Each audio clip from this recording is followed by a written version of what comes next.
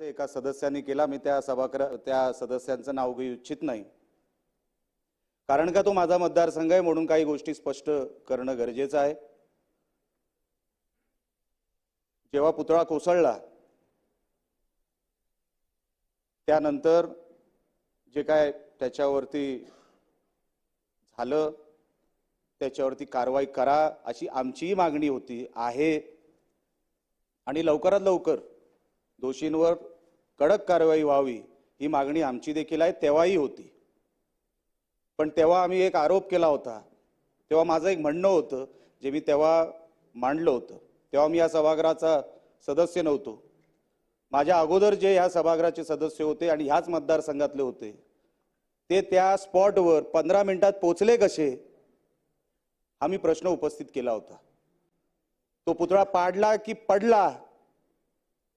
हे आम्हालाही ऐकायचं आहे, आम्हालाही बघायचं आहे। एक आमदार कॅटेगरीचा माणूस, एक आमदार तिथे 15 मिनिटात कसा पोहोचतो हे विचारायचे नाही प्रश्न। तुम्ही सत्ताधाऱ्यांवर टीका करू शकता आणि म्हणून मी तेव्हाही मागणी केली होती की ते जे कोण आमदार होते माझ्या अगोदर या मतदारसंघातले त्यांचे सीडीआर चेक करण्यात यावे, त्यांच्या ड्रायव्हरचे सीडीआर चेक करण्यात यावे, त्यांच्या आजूबाजूच्या सहकाऱ्यांचे आम्ही एसपीला पत्र देखील दिलं की त्यांच्यावर कडक कारवाई करण्यात यावी, कारण का छत्रपती शिवाजी महाराज आमच्या आस्थेचा विषय, आमची ओळख आहे आणि म्हणून अशा विषयामध्ये कधी तडजोड होणार नाही, करणार देखील नाही। पण असं जर कोणी जाणून बुजून केलं असेल तर त्यांच्यावर कडक कारवाई झालीच पाहिजे, हे मी मागणी तेव्हाही केली होती आणि या सभागृहाच्या माध्यमातून परत एकदा करतोय, कारण का या गोष्टीचा उल्लेख झाला सकाळी आणि हा विषय माझ्या मतदारसंघातला आहे म्हणून याचं स्पष्टीकरण देणं हे गरजेचं होतं। अध्यक्ष महोदय, माझ्या मतदारसंघामध्ये ज्याचा उल्लेख आता राज्यपालांच्या अभिभाषणामध्ये झाला, मॅन्युफॅक्चरिंग सेक्टर असेल,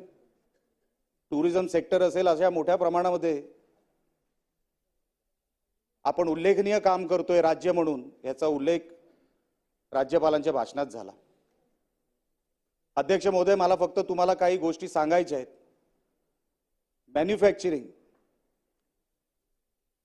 ह्याच्यावर जर आपण लक्ष केंद्रित केलं आणि त्याच्यावरती जर भरीव काम झालं, होतंय, 100% होतंय, कारण का ज्या ज्या गोष्टींचं महाराष्ट्रामध्ये मॅन्युफॅक्चरिंग होतंय ते अनेक परदेशामध्ये होत नाहीयेत, त्या गोष्टीचंही सरकारचं मला मनापासून अभिनंदन करायचं आहे। पण मॅन्युफॅक्चरिंग हा असा सेक्टर आहे, हा जॉब क्रिएटर आहे, जॉब क्रिएशन होऊ शकतं या मोठ्या प्रमाणामध्ये या सेक्टरच्या माध्यमातून। महाराष्ट्राचं क्षेत्रफळ जर आपण बघितलं तर 3,07,000 काहीतरी स्क्वेअर किलोमीटरचं क्षेत्रफळ आणि जपानचं क्षेत्रफळ जर आपण बघितलं, देशाचं जर क्षेत्रफळ बघितलं तर 3,77,000 स्क्वेअर किलोमीटर एवढं क्षेत्रफळ, म्हणजे महाराष्ट्र आणि जपान काही 70,000च्या फक्त क्षेत्रफळाच्या अंतरावर आहे आणि म्हणून जपान हे मॅन्युफॅक्चरिंग, कारण का अभिभाषणामध्ये असा उल्लेख झाला आहे की महाराष्ट्राची आपण इकॉनॉमी $1 ट्रिलियन पर्यंत न्यायची आहे, तर $1 ट्रिलियन इकॉनॉमी जर आपल्याला करायची असेल तर मॅन्युफॅक्चरिंगला तेवढंच महत्त्व देणं तेवढंच गरजेचं आहे, मोठ्या प्रमाणामध्ये लक्ष देणं गरजेचं आहे। आणि फक्त उल्लेख केला म्हणून सांगतो, जपानमध्ये फक्त ॲडव्हान्स टेक्नॉलॉजी ह्या मॅन्युफॅक्चरिंगवर तिकडची इकॉनॉमीचं बोलत नाहीये, फक्त मॅन्युफॅक्चरिंग हे $2 ट्रिलियन पर्यंत पोहोचलेलं आहे।